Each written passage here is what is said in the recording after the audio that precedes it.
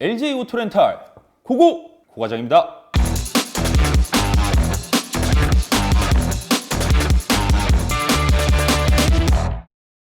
쌍용의 견인차 임용 씨가 홍보하고 제1호 오너가 된 차 렉스턴, 지금 팰리세이드와 비교하며 함께 알아보겠습니다.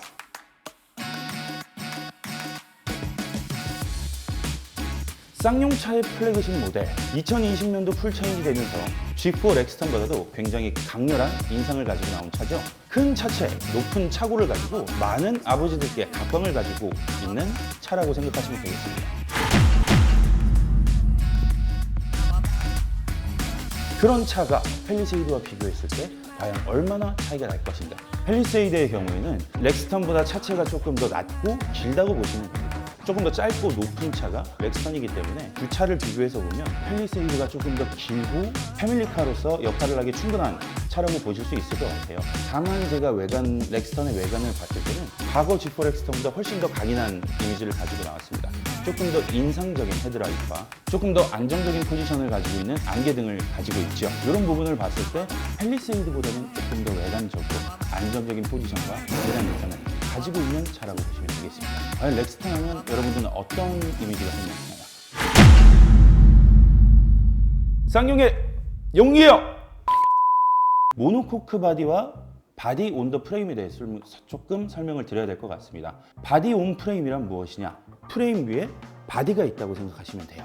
조금 더 차가 단단하고요. 조금 더 안정적인 프레임 자체가 강철이기 때문에 무게를 조금 잡아주는 부분이 있거든요. 팰리세이드 같은 경우에 모노코크 바디라고 합니다. 흔히 생각하시는 일체형 바디 정도를 생각하시면 좋을 것 같아요.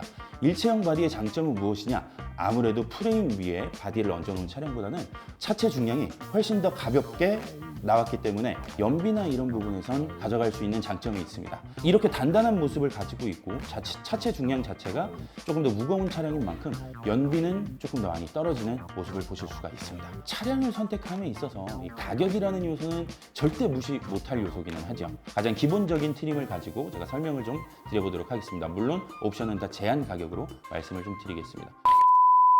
지금 렉스턴 같은 경우에는 가장 처음 스타트 엔트리가 3,700만 원부터 시작합니다. 팰리세이드 같은 경우에는 3,600만 원부터 시작을 하죠. 만약에 임영웅 씨가 저한테 차량을 조금 이 두 가지를 고민하고 있는데 어떤 차를 선택하면 좋을까요? 라고 한다 그러면 저는 개인적으로는 팰리세이드를 조금 더 추천드리고 싶습니다. 아무래도 국내 행사의 왕이라고 불리는 임영웅 씨는 험지보다도 국내 도로를 달리는 일이 훨씬 더 많으실 텐데요. 모노코크 바디 같은 경우에는 바닥에서 충격이 올라와도 이 전체가 하나이기 때문에 이 충격을 전체 몸 바디로 보내주는 이런 부분에 있어서 아무래도 충격 자체가 완화될 수밖에 없는 바디를 팰리세이드가 채택을 하고 있는데, 국도를 많이 달리는 그리고 안정적인 포장 도로를 많이 달리는 행사의 왕 임영웅 씨께는 팰리세이드가 임영웅 씨께 조금 더 유리하다.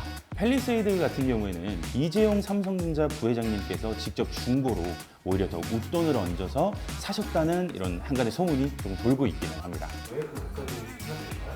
이런 강점을 가진 차가 납기가 워낙 오래 걸리다 보니까 아무래도 중고차로 조금 더 빨리 타고 싶으신 마음에 그런 결정을 하신 게 아닐까. 패밀리카로서 쓰기에는 이렇게 함부로 좀 말씀드리면 그렇지만 완벽에 가까운 차가 아닌가. 그리고 여기서 한 가지 조금 더 말씀드리고 싶은 점은 뭐냐면, 팰리세이드를 선택하시면 10.25인치 내비게이션이 기본으로 들어가요. 지금 현재 렉스턴 같은 경우에는 8인치 스마트 미러링 패키지가 들어갑니다.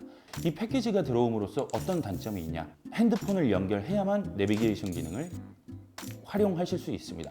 그래서 여기서 한 단계의 트림을 올리거나 9인치 스마트 미러링 내비게이션을 채택해야만 흔히 생각하고 있는 내비게이션을 사용하실 수 있다는 단점이 또 있습니다. 제 개인적으로는 팰리세이드를 조금 더 추천드리고 싶습니다.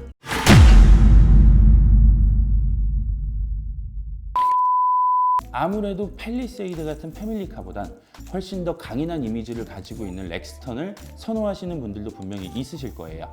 하지만 요거는 어디까지나 외관에 대한 부분에 대한 얘기고, 이 내관 부분에 대해서는 렉스턴 같은 경우에는 조금 올드한 방식을 채택하고 있습니다. 센터페시아에 두 줄로 되어 있는 공조 버튼을, 지금 현재 팰리세이드 같은 경우에는 공조 장치가 센터페시아에 일렬로 조금 더 모던한 타입의 디자인이 들어갔다고 보실 수 있을 것 같고요. 팰리세이드 같은 경우에는 12.3인치 클러스터를 옵션으로 채택하게 되면 지금 현재 10.25인치 내비게이션과 하나로 라인이 나오게 되는 그런 모습을 보실 수가 있으세요. 훨씬 더 조금 더 모던한 타입이라는 모습을 조금 인상을 받으실 수 있을 거라고 저는 그렇게 생각합니다. 임영웅 씨가 광고를 한 올뉴 렉스턴 같은 경우에는 그 출시 때부터 사전 예약률이 엄청났습니다. 사실 뭐 거기에는 분명히 무시할 수 없는 이영웅 씨의 팬덤도 있을 거고요. 조금 더 남성다워진, 조금 더 마초미를 가지고 있는 그런 렉스턴의 모습에 반해서 찾는 고객님들도 분명히 더 많으실 거라고 생각합니다.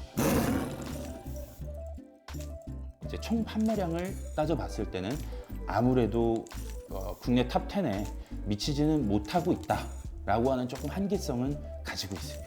확실히 올뉴 렉스턴도 잘 나온 차입니다. 패밀리카로서의 용도가 아버지들이 많이 찾는 차다 보니까 부득이하게 팰리세이드에 조금 밀릴 수밖에 없었던 모습이 조금 안타깝기도 하고요.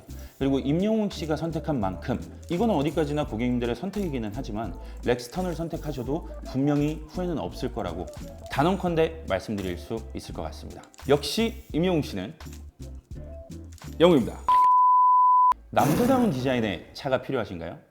패밀리카가 필요하신가요? 초기 부담금이 부담스러우신가요? 장기 렌트, 리스 여기에 해답이 있습니다. 많은 문의 부탁드리겠습니다. LJ 오토렌탈 구독, 좋아요 눌러주세요.